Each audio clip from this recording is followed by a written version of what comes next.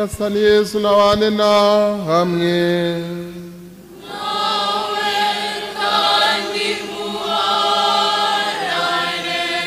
amagambo yo mu ivanjiri ntagatifu uko yanditswe na Yohani.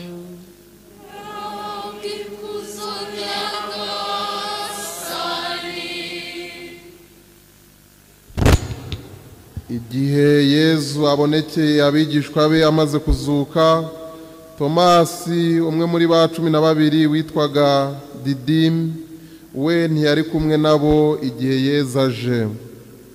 Nuko abandi bigishwa baramubwira bati twabonye Nyagasani. Naho we arababwira ati nintabona mu biganza bye umwenge w'imisumari kandi nindashyira urutoki rwanjye mu mwenge w'imisumari n'ikiganza cyanjye mu rubavu rwe sinzemera.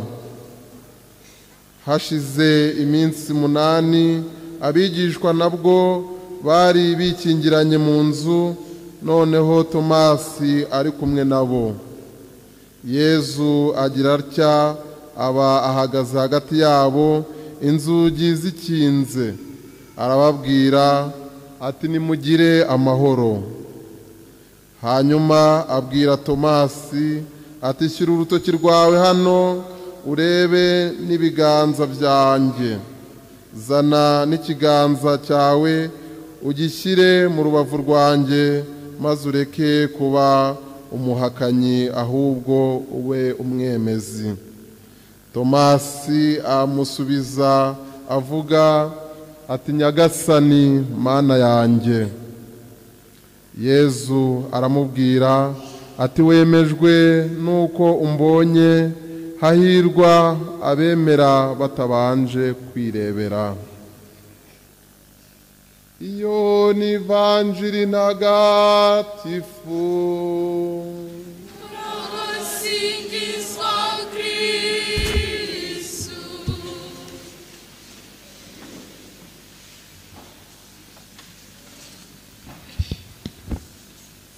Ba Kristo bavandimwe, nshuti z'ingoro ya Yezu Nyirimpuhwe, Kristo Yezu akuzwe. Uyu munsi Kiliziya umuvyeyi wacu iraduha guhimbaza mutagatifu Tomasi intumwa, muri za ntumwa 12 za Yezu Kristo. Uyu munsi turahimbazamo imwe muri zo ariyo Tomasi. Twakwibaza tuti nk'abakristo twigira iki ku buhakanyi bwa Tomasi?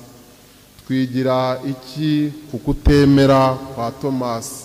Ese hari isomo bidusigira cyangwa biduha twe nk'abakristo gatolika, nk'abakristo bakurikira Yezu Kristo? Kuwa gatandatu mutagatifu, ubwo tuba turi kwizihiza iminsi mikuru ya Pasika, mu gisingizo cy'itara rya Pasika, umudiyakoni cyangwa se umupadiri hari aho bagera baririmba bakavuga bati mbega icyaha cya Adamu nguraba ngombwa, wowe wagombye guhanagurwa n'urupfu rwa Kristo. Hari n'ahandi bakomeza baririmba bati mbega icyaha gihire cyo cyahagurukije umucunguzi w'agatangaza ari we Yezu Kristo. Bavandimwe, uyu munsi duteraniye hano duhimbaza umunsi mukuru wa mutagatifu Tomasi intumwa. Tomasi iyo tumuvuze nk'uko nabibabwiye, tukaba twimwibukiraho ko ari umuhakanyi, ari umuntu utaremeraga ibyo bamubwiraga byose atabanje kwibonera. Ntabwo rero turimo kwizihiza cyangwa se guhimbaza ubwo buhakanyi bwa Tomasi, nta nubwo turi kuhimbaza uko kutemera kwa Tomasi, ahubwo twizihijwe no guhimbaza inyigisho, inzira nziza biganisha ku mukiro twe nk'abakristo byadusigiye. Muri uko kutemera, muri uko kubanza guhakana, hari inyigisho nziza cyangwa se icyo nk'abakristo twakigiraho kitari uguhakana, kitari no kushidikanya mu buzima bwacu bwa buri munsi. Ntabwo rero uyu munsi Kiliziya uduhaye kugira ngo duhimbaze uko gushidikanya kwa Tomasi, ahubwo yawuduhaye kugira ngo duhimbaze kandi tuzirikane ese muri uko gushidikanya kwa Tomasi ni iki byereye imbuto umukristu w'uyu munsi, umukristu uri hano muri paruwasi ya Ruhango waje mu isengesho, umukristu uri hirya no hino ku isi. Ese uku gushidikanya no kuguhakana bwa Tomasi ni irihe somo twabyigiramo? No mu gihe rero cya Pasika nk'uko nabibabwiye, ubwo turirimba kiriya gisingizo cy'itara, ntabwo tuba turi guhimbaza icyo cyaha cya Adamu ko ari cyiza, ahubwo tuba turi guhimbaza ubucungurwe cyangwa se ibyiza twaboneye biturutse muri uko kutatira inzira ya Nyagasani. Ntabwo duhimbaza ngo mbega icyaha gihire cyo cyahagurukije umucunguzi, ntabwo ari cyo cyaha tuba turi kwizihiza, ahubwo tuba turi kwizihiza ubwo bucungurwe bwaturutse muri uko kutanogera Imana no kutagenda ingendo Nyagasani yifuzaga. Uyu munsi rero ngibi natwe turashaka kureba naye masomo twakigira noneho muri ubu buhakanyi, muri uku gushidikanya kwa Tomasi intumwa. Ndi kuzirikana kuri ino vanjiri natekereje utuntu dutatu tw'ingenzi. Kristo Yezu akuzwe. Utwo tuntu dutatu tw'ingenzi, kamwe turagasanga mu ivanjiri ya Yohani umutwe wa 14 umurongo wa 6. Mwibuke ubwo Yezu Kristo yendaga gusubira mu ijuru, akabwira abigishwa be kagiye kubategurira, kagiye kubabera umuvugizi, kagiye kubafasha kugira ngo nabo bazamusange mu ijuru maze bishimane nawe. Tomasi turi guhimbaza uyu munsi niwe wahise asubiza Yezu Kristo ati, tuba tutazi aho ugiye, ukabona ko twamenya inzira dute? Yezu ati, ni njye nzira, ukuri n'ubugingo, ntawe ugera kwa Data atanyuzeho. Ngira isomo rya mbere rero Tomasi muri uko gushidikanya kwe no kubaza ibibazo bye natwe byadusigiye, byatumye tumenya ko Yezu Kristo ari we nzira, akaba ukuri, akaba n'ubugingo. Buri gihe no mu muryango umwana wese ubaza ibibazo cyangwa se usobanuza, hari igihe abandi batamureba neza, ariko muri uko kubaza ibibazo no mu ishuri tujya tubibona, muri uko kubaza ibibazo hajye bifasha abanyeshuri bagenzi be, hari igihe bifasha abandi bose babana.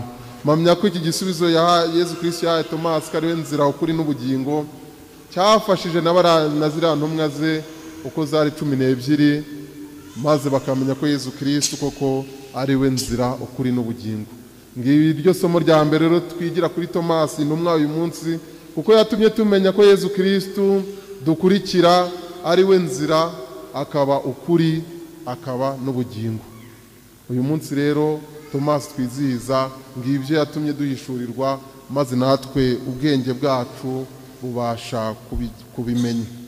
Turongera tukamwumva muri ino vanjiri nk'uko twabyumvise, igisubizo cye amaze kubona Nyagasani yongeye kubasanga aho bari bikingiranye mu nzu, Nyagasani amaze kumubwira ati, zana ikiganza cyawe ukoze mu rubavu rwanjye. Ibyo byose yamusabaga, arangije aravuga ati, Nyagasani Mana yanjye. Ino mvugo ye yahinduye cyangwa se Kiliziya nayo igenderaho, maze Kiliziya yamugize umurinzi w'abakristo bashidikanya mu kwemera, ariko basobanukirwa, bamara gusobanukirwa bakabasha kugenda mu nzira yo kwemera. Nyagasani Mana yanjye, natwe uyu munsi twazaniye Nyagasani imitwaro myinshi ituremereye, twamuzaniye uburwayi butandukanye.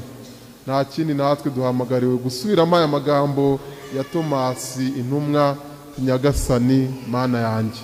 Ubwo tuba dusengera abo barwaye, ubwo tuza kuba dutambagiza isakaramentu, baraza kutubwira bati, tuvuge izina rya Yezu. Yezu mwiza, Yezu mukiza wacu. Ngayo magambo navuga Kiliziya nayo yafatiyeho kubera iri Nyagasani Mana yanjye Tomasi amaze kwemera. Natwe rero nitumara kwemera, nitumara kumenya ko Nyagasani ari we uza mu buzima bwacu bwa buri munsi, natwe ntitugire ubwoba bwo gusubiramo aya magambo tugira tuti Nyagasani Mana yanjye. Uyu munsi natwe riba iryo sengesho ryacu ry'uko twamenye Nyagasani kandi dushaka ko aza mu buzima bwacu kugira ngo adufashe. Bavandimwe, dushimire Imana kuko ugushidikanya kwa Tomasi intumwa duhimbaza uyu munsi gukiza ibikomere by'ukwemera guke kwacu. Ugushidikanya kwa Tomasi intumwa gukiza ibikomere by'ukwemera guke kwacu nk'abakristo. Aho dufite ukwemera guke, uku gushidikanya kwa Tomasi intumwa biduha igisubizo cyo kumenya ko uwo dushidikanyaho ari Yezu Kristo. Natwe rero uyu munsi twemerere Nyagasani koko aze mu buzima bwacu, kandi tumwemerere tumwereka ko tumuzi, ko twamumenye ko ari we ukiza imibabaro yacu. Akandi ka gatatu twigira kuri Tomasi, ugushidikanya kwe kwatumye tumenya ko ibikomere bya Kristo ari byo dukirizwamo. Umuntu wese wamenye ibikomere bya Kristo, umuntu wese wamenye akababaro ka Yezu Kristo, umuntu wese wamenye inzira ya Yezu Kristo, niho natwe nk'abakristo dukirizwa. Ari byo akenshi dukunda kuvuga tuti amaraso n'amazi byavubutse mu mutima wa Yezu we soko y'impuhwe atugirira, tugasubiza tuti turabiringiye. Natwe uyu munsi twiringira ayo maraso n'amazi byavubutse mu mutima wa Yezu we soko y'impuhwe atugirira, twiringira ayo maraso n'amazi byavubutse muri ibyo bikomere bamuteye bamutikura icumu mu rubavu. Ngibyo bikomere rero natwe uyu munsi biza kuduha uyu mukiro, biza kuduha uyu mugisha, bityo ibyo twazaniye Nyagasani uyu munsi akaza kubitagatifuza, maze akaza kudukiza muri ubu buzima bwose turimo. Nk'uko Tomasi rero yakoze ku bikomere bya Yezu maze akemera, natwe nk'abakristo uyu munsi duhamagariwe gukora natwe kuri ku bavandimwe bacu bafite ibikomere. Hari ibikomere batewe n'amateka, hari ibikomere twabateye, hari ibikomere sosiyete cyangwa se umuryango wabateye. Uyu munsi natwe ubwo Nyagasani aza komora ibikomere byacu, natwe ubwo tuza kuba dutashye dusubiye mu ngo zacu, tugende natwe twomore ibyo bikomere by'abavandimwe bacu, tugende natwe dukoze ibiganza byacu kuri ibyo bikomere dushobora kenshi kuba twaranabateye, dukoze ibiganza byacu kuri ibyo bikomere batewe n'amateka cyangwa se na sosiyete babamo. Uyu munsi Tomasi mutagatifu twizihiza adufashe kumva ko ibyo bikomere nk'uko ariho byavubutse amaraso n'amazi, natwe twumve ko ariho Nyagasani adukiriza. Uyu munsi rero duhamagariwe gusohoka tukamara abandi bikomere, maze ibyishimo bya Yezu bikabasaga, bakagira nabo bavuga bati Nyagasani Mana yanjye. Iri sengesho Tomasi atwigisha uyu munsi aba ari ryo rituyobora uyu munsi, maze ubwo natwe tuza kuba turi kwakira izo mpuhwe za Nyagasani adukiza indwara zose zitandukanye, aduha umugisha mu buzima bwacu bwa buri munsi. Natwe ubwo tuza kuba dusohotse tugiye dusubiye mu ngo zacu, niwo mwanya mwiza wo kujya komora ibyo bikomere by'abandi.